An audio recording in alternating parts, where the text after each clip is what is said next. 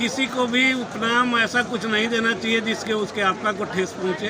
अब लेकिन पप्पू जी कहने से अगर राहुल गांधी जी आहत हो रहे हैं तो राहुल जी को भी न्यायालय का शरण लेना चाहिए। न्यायालय का शरण लेना चाहिए। यहाँ तो सर्वोपरि न्यायालय ही है। लोकतंत्र में तो सर्वोपरि न्यायालय है। न्यायालय में लेना चाहिए, न्यायालय का शरण लेना चाहिए उनको। इस तरह से मतलब इतने पढ़े लिखे, राहुल जी पढ़े लिखे इंसान हैं और उनको पप्पू कह के संबोधित करना, ये तो कहीं ना कहीं मानसिकता मतलब नीच दृष्टि की मानसिकता बताई जाती है। बिल्कुल, किसी को भी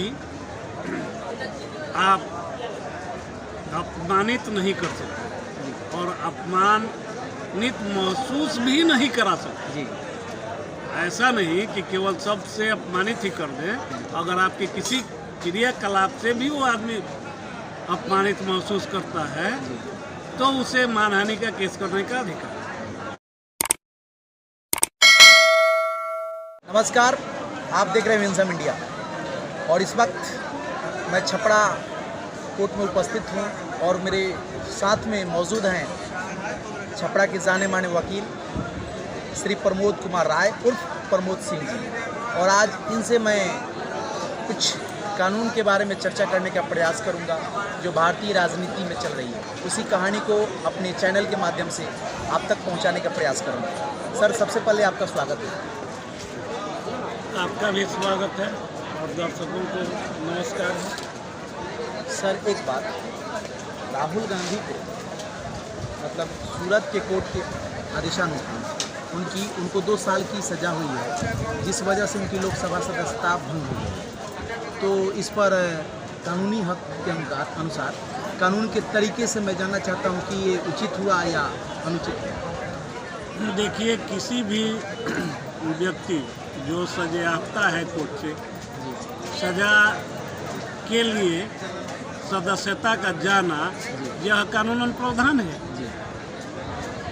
रिप्रेजेंटेशन ऑफ पीपुल्स एक्ट का सेक्शन 8 का सब क्लॉज 4 यह व्यवस्था देती है कि कोई भी आदमी जो किसी आपराधिक मामले में अगर सजायाफ्ता है तो उसकी सदस्यता जा सकती है। और इसमें जो शब्द है वह है जस्ट ए टाइम, तुरंत, और इसके आधार पर उनकी सदस्यता गई है। इसमें कोई कानूनन गलती नहीं। अच्छा, एक बात, चुनाव के दौर जब चुनाव का माहौल बनता है उस वक्त प्रत्येक लोग, जितने लोग चुनाव लड़ते हैं, एक दूसरे पर आरोप प्रत्यारोप लगाते रहते हैं। तो हर कोई, जितने भी चुनाव लड़ने वाले उम्मीदवार होते हैं, एक दूसरे की आलोचना करते हैं।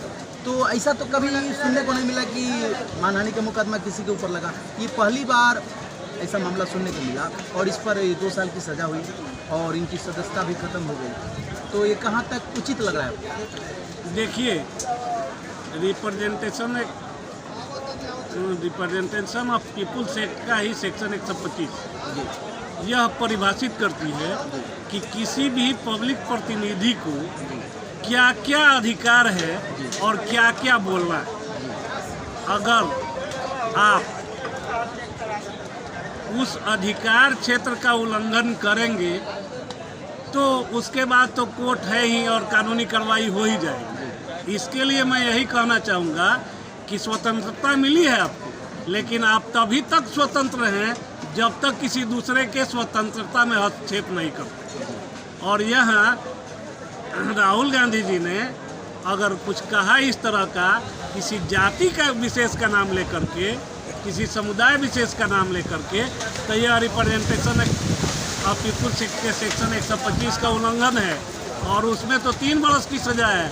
उसको तो पुलिस ने एलेज ही नहीं किया था। अगर उसको एलेज किया होता तो उनकी सज़ा कम से कम 3 वर्ष होती। चूँकि इसमें आप कहीं धार्मिक भावना फैलाने के लिए किसी को आप कहीं से भी हर्ट नहीं कर सकते। आपका लैंग्वेज हो जो सम्मानित हो, साथ ही साथ किसी भाषा, किसी क्षेत्रीयता, किसी भी धर्म, किसी भी संप्रदाय, किसी भी जाति के खिलाफ आप कटु वचन नहीं बोलेंगे। आपको जो बोलना है सबके मर्यादा में ही रह के बोलना है और आपके सदस्यता की गरिमा को रखना है। देखिए, जाति समुदाय की बात न करते हुए किसी व्यक्ति विशेष पर तो चर्चा की जा सकती है ना। देखिए, व्यक्ति विशेष पर अगर आप कहीं कि हमला करते हैं तो वह उसका व्यक्तिगत अधिकार होता है, और व्यक्तिगत अधिकार का भी हनन आप करते हैं तो उसके लिए आईपीसी का सेक्शन बना हुआ है जिसमें वह मानहानि का मुकदमा कर सकता है। लेकिन अभी तक कोई ऐसा मुकदमा नहीं किए, मतलब चुनाव के दौर एक दूसरे के आरोप प्रत्यारोप लोग करते हैं, इस पर किसी ने ऐसा मतलब मानहानि का मुकदमा कोर्ट में नहीं खड़ा किया, किसी को नहीं बुलाया, तो ये पहली बार घटना सुनने को मिली। तो ये राजनीति करने वालों के लिए कैसा संदेश जा रहा है? राजनीतिज्ञों के लिए एक बहुत बड़ा सबक है, क्योंकि यह कोई आम पब्लिक भी कह दे और यह मुद्दा उछाले, न्यायालय में के समक्ष लावे, तो उन लोगों को की सीमा जो है उसको न्यायालय निर्धारित कर देगी। और भारत के न्यायालय को इतना अधिकार है कि वो किसी भी प्रतिनिधि पर प्रतिबंध लगा।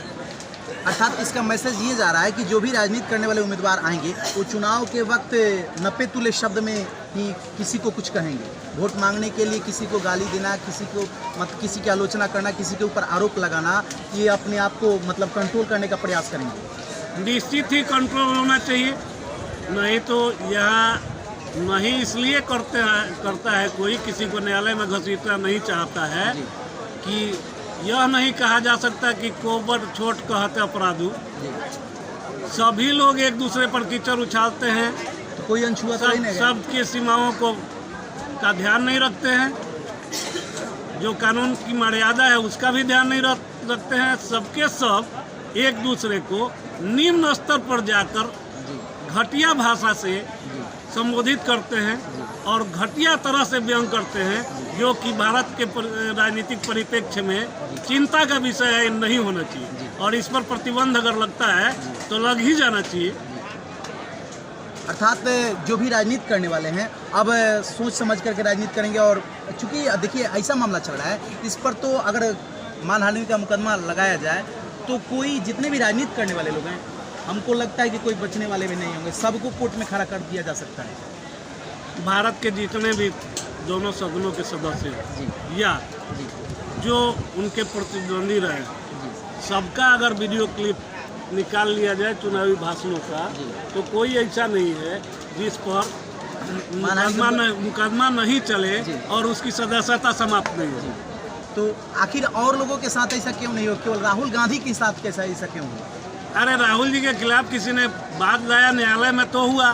न्यायालय तो अपने किसी भी बात में हस्तक्षेप करती नहीं है। हालांकि हाईकोर्ट को यह अधिकार है कि वह मीडिया या खबर के द्वारा या किसी भी तरह से अगर उसके समक्ष कोई बात चली जाए तो उसको यह अधिकार है कि वो स्वतः संज्ञान ले सकती है, और यह अधिकार केवल उच्च न्यायालय को ही है। लेकिन निम्न न्यायालयों को स्वतः संज्ञान लेने का कोई अधिकार नहीं है, जिसका फायदा ये लोग उठाते हैं। और यहाँ कोई किसी के खिलाफ जुबा खोलने को तैयार नहीं है, इसलिए कि राजनीति करने वाले कास्ट क्रिमिनल केस पर राजनीति करते हैं। जहाँ तक हमें जानकारी है, मानहानि का मुकदमा वही इंसान कर सकता है जिसके ऊपर आरोप लगाया गया हो, यानी जिसकी आलोचना की गई हो, जिसको गाली गलौज दिया गया हो। कोई दूसरा आदमी भी ऐसा किसी और के लिए मानहानि का मुकदमा कर सकता है क्या? देखिए, अगर जाति सूचक शब्द बोल के कोई अगर अपमान करता है किसी का, तो उस जाति का कोई भी व्यक्ति अगर वह सुन रहा हो, तो जिसको अपमानित करने का किया जा रहा है प्रयास, वो अगर नहीं भी करे तो दूसरा व्यक्ति भी मानहानि का मुकदमा कर सकता है। इसलिए कि वह भी उसी जाति से उत्पन्न व्यक्ति है और उसके भी आत्मा को उतनी ही ठेस पहुंचती है जितना किसी को लक्ष्य करके अपमानित किया जाता है। लेकिन खास करके उनका स्टेटमेंट ये निकला कि 2019 के चुनाव के वक्त तो बोले कि नीरव मोदी, नरेंद्र मोदी और ललित मोदी, 3 मोदी का नाम रखे। उसके बाद बोले कि जितने लोग पैसे लेकर के भागने वाले हैं, अक्सर उनका सरनेम मोदी ही क्यों हो रहा है। स्टेटमेंट ये है, तो इसको दूसरी तरह से घुमा फिरा करके पेश किया गया। तो और उसके बाद बोला गया कि मोदी को टारगेट करके बोला गया, तो मानहानि का मुकदमा पूर्णेंदु मोदी के माध्यम से लाया गया। तो इसको मानहानि के मुकदमे के दौर में प्रधानमंत्री नरेंद्र मोदी जी नहीं लाए, नीरव मोदी जी या ललित मोदी जी इसको नहीं करके, टारगेट तो इन्हीं को था, परंतु दूसरे किसी के माध्यम से किया गया। ये कानूनी हक से कहाँ उचित लगा?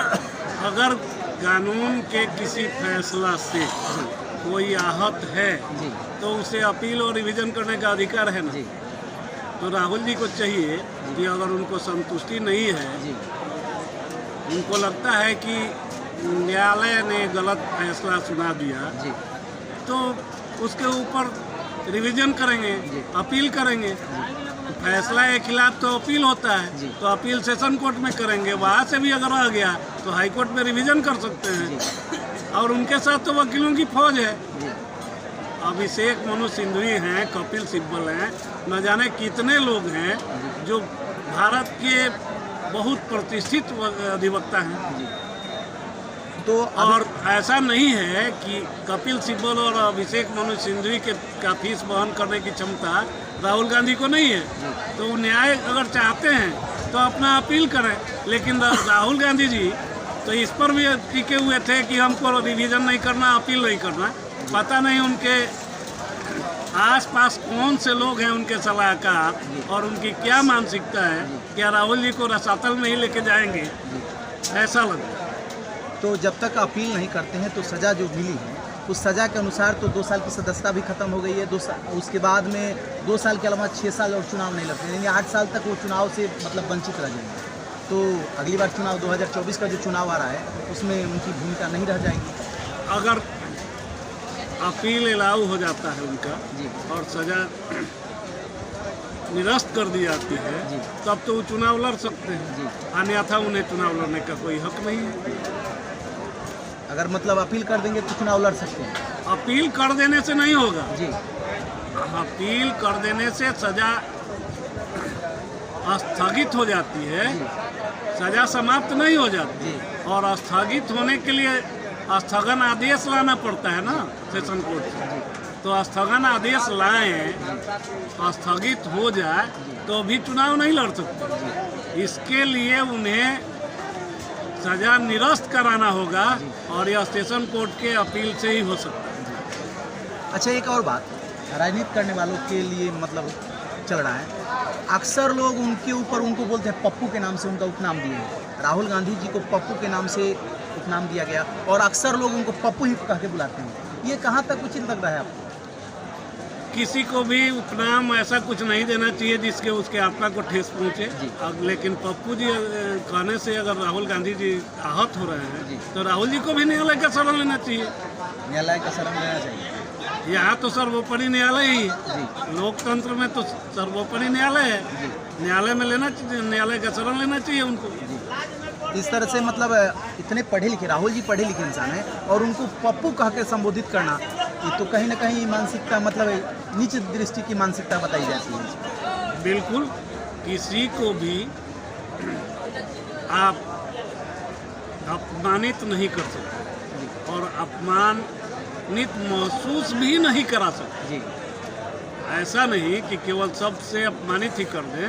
अगर आपके किसी क्रियाकलाप से भी वो आदमी अपमानित महसूस करता है तो उसे मानहानि का केस करने का अधिकार है।